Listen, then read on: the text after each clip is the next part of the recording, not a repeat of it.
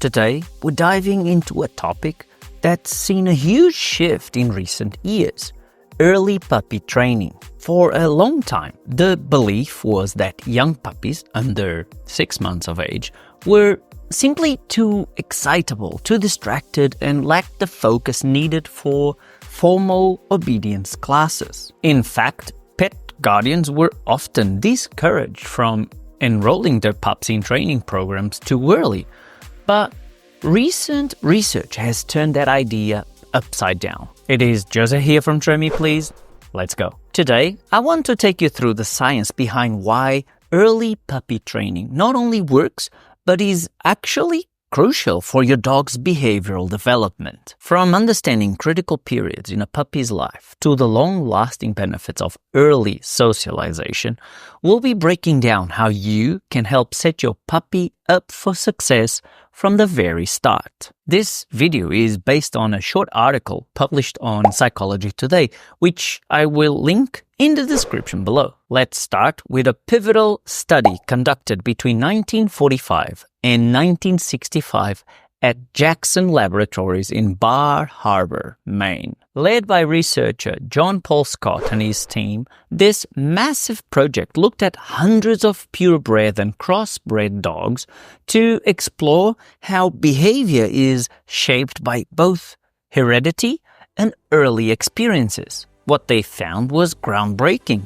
Early experiences during a dog's first year have a profound impact on their behavior for the rest of their lives. Throughout their research, Scott and his team identified 3 key periods of development in a puppy's life, often referred to as critical periods. These are specific times when experiences can have a huge impact on a dog's future behavior. The first is the primary period, which starts around day 3 and ends around day 16 of life. During this time, puppies are especially sensitive to environmental stimuli, even though they may not appear fully aware of their surroundings. Next comes the socialization period, beginning at about 3 weeks and lasting until roughly 12 to 14 weeks. This is where puppies learn some of the most important life skills: how to interact with other dogs and humans, and how to be comfortable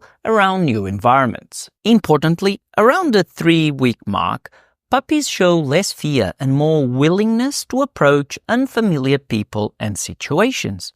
But as they age, this natural curiosity starts to decline. Finally, there's the juvenile period, which stretches until 6 months to 9 months of age. During this phase, puppies learn how to control their environment and adapt their behaviors to meet different situations. It's a key time for reinforcing positive behaviors through training. The significance of these critical periods is huge. Scott's research revealed that small amounts of experience during these times can produce massive effects on a dog's behavior later in life. So, when should you start training your puppy?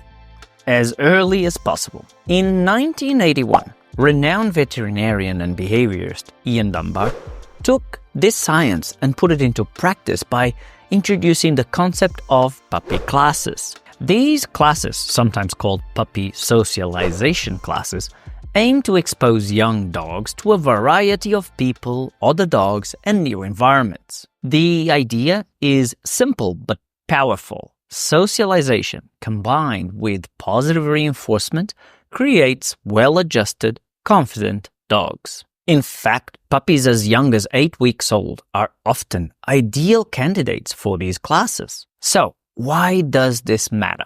Well, it's not just about short-term behavior.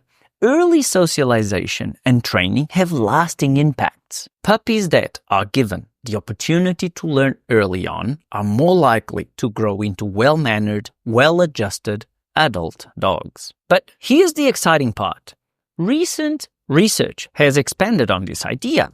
Studies have shown that dogs who are adopted at 12 weeks of age or younger are 35% less likely to show fear or anxiety as adults, and 50% less likely to display destructive behaviors. What does this mean for pet guardians? It means that bringing a puppy into a positive learning environment early on is almost always a good idea. At the end of the day, science backs up what trainers and behaviorists have been saying for years. Early experiences, especially structured ones like puppy classes, are essential for raising a happy, well-adjusted dog. So, if you've got a young puppy at home, don't wait. The earlier you start introducing them to the world around them and teaching them through positive reinforcement, the better off they will be in the long run. One important caveat is required here. But first, could you please click the like button below to offer me some positive reinforcement? Cute photo as a thanks. When these early training sessions and puppy classes started, it was fairly common to advise that the more, the better. More dogs, more people, more places, and more stimuli in general. The puppy needs to meet a lot of things in a short amount of time. However, we have now recognized that much more important than that is the quality of each experience.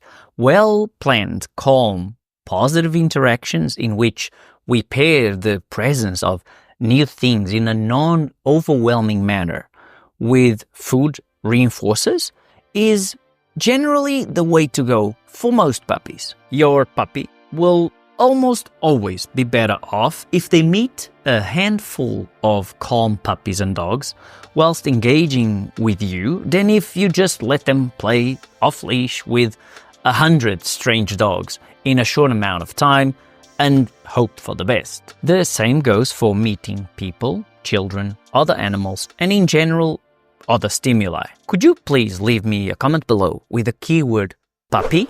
That will let me know that you watched the video to this point. If you want to support my work here, you can buy me a coffee, or even better, you can sign up for my online course on behavior modification principles. Link in the description below. Next, watch this one here about puppy classes. Obrigado e até breve. Ciao.